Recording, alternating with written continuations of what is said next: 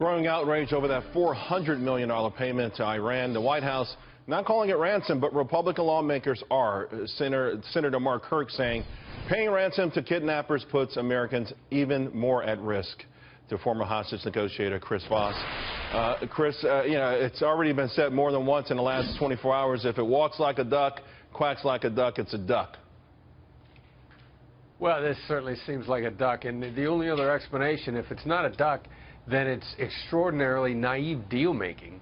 The idea that we owed them this money is like catching a contractor that was stealing from you, then claiming that he still owed you for the work. There's nothing about any of this makes sense. These guys have not read my book. Well, here's the thing. They say, of course, it goes back to the Shah of Iran, and he gave us the money. It was their money to begin with. Of course, he was bloodily disposed of in a coup, so you got to wonder about the legalities there.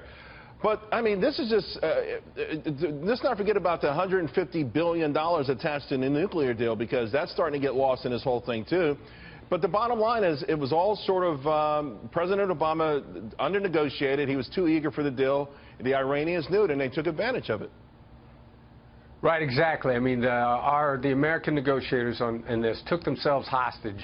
It's classic a second-term American administration desperate to do something in the Middle East and taking themselves hostage. And what happens in a big deal like this is frequently they focus on the key issues that they want, and then they get utterly killed on all the small details. And that's what the Iranians did. They took us to the cleaners on this, on all the small details, knowing what they were doing. As understanding negotiations and hostage-taking better than most people, what should the approach have been? And now I want you to sort of also, if you can, give us a level of how much more this has increased the probability of Americans being targeted. Well, the approach is, instead of letting yourself getting taken hostage by the deadline, you say to the person on the other side of the table, if you don't make this deal before I'm out of a job, then the deal doesn't get made. It's simply changing the leverage and putting it on the other side, putting the pressure on them to solve the problem instead of taking it on yourself, which naive deal makers didn't do. These remind me of the people in my classes that I say, no, go back and redo the deal.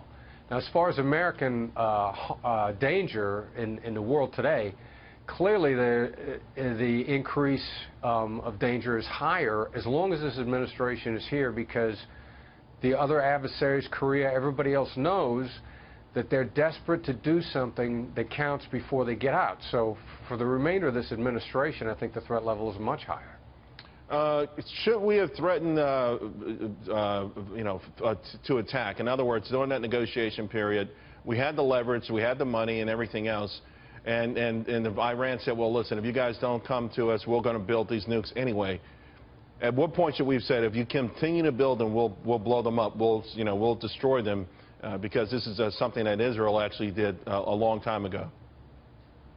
Well, as a hostage negotiator, I would always say, this is the rest of my negotiation team, and I would point to the SWAT team, letting them know that that's an option, that just because we're talking, that option doesn't come off of the table. Right. So it's a hand-in-glove approach, and you don't have to show weakness by negotiating. You just don't want to be afraid to negotiate as long as you don't take your options off the table. All right, Chris Voss, thank you very much. Really appreciate it.